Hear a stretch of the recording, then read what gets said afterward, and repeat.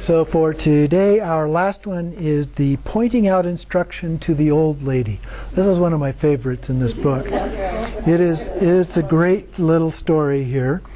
And so Padmasambhava was leaving with Yeshe Togal, and this lady confronts him at the gate as he's leaving. And her lady is Lady Tong. And she says, "Please, great master, you are about to leave, and this old lady is about to die. Since I was born as a girl, I have an inferior birth. Being of lesser intelligence, my wits are feeble. I feel obscure due to my advanced age, and my mind is unclear. Woe is me." So then she said, you totally agree, "Please give an instruction for an old woman who will die soon." There are several of this kind of things out there that where people ask for some really just pith instructions about the Dharma, and they have some really good, concise answers. And so on the next page, 22, he begins to respond to her. And he says, "Old woman, take the cross-legged position and keep your body upright. Simply remain with totally relaxed attention." Okay, shamatha. "The differences between the mind of a truly perfected Buddha and the mind of sentient beings is nothing other than the difference between realizing and not realizing the nature of mind."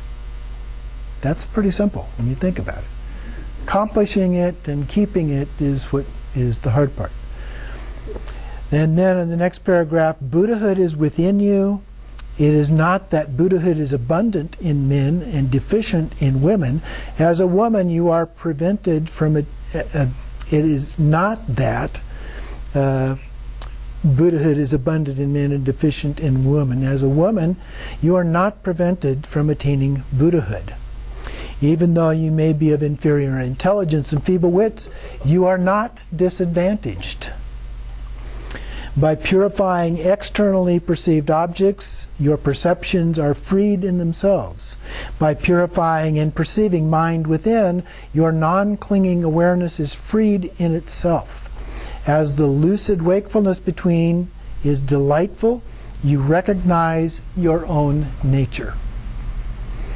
How are the perceived objects outside purified? This present awareness, the awakened state of mind, perceives it as natural brightness. It's kind of a luminosity element to that. Objects are perceived without being clung to. They are in fact not real and are not held to be actual things. You are uninvolved in the attitude of claiming ownership, so they are perceived but not held to be that way. By being free of clinging, you are purified of objects perceived externally. This does not mean that you stop perceiving. It means not to hold and cling while being bright and empty. Like the example of reflections in a mirror, they appear but are empty in that there is nothing to grasp. Non-clinging awareness goes on to describe this. No matter what occurs in your mind, thoughts, memories, emotions, when you do not focus upon them, the movement vanishes by itself.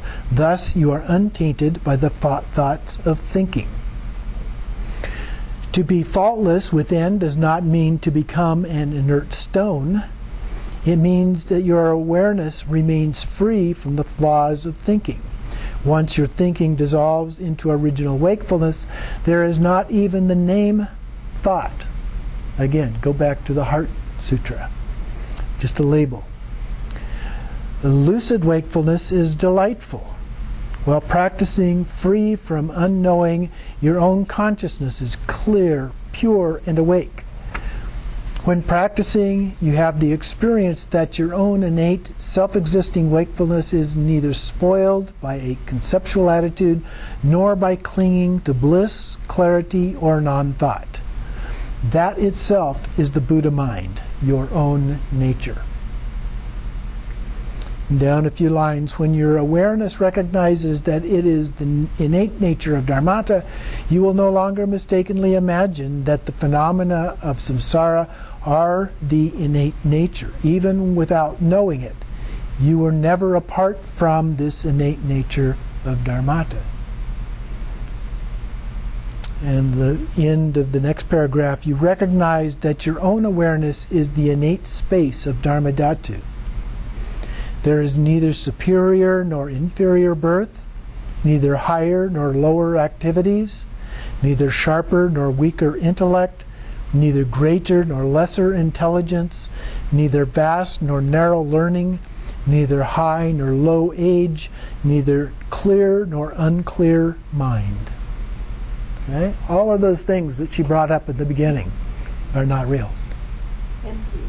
This is an instruction of little hardship but simple to grasp, easy to apply but very effective. Old lady, practice it. Be diligent. Old lady, keep this advice as your escort for being fearless at the time of death. Thus he spoke.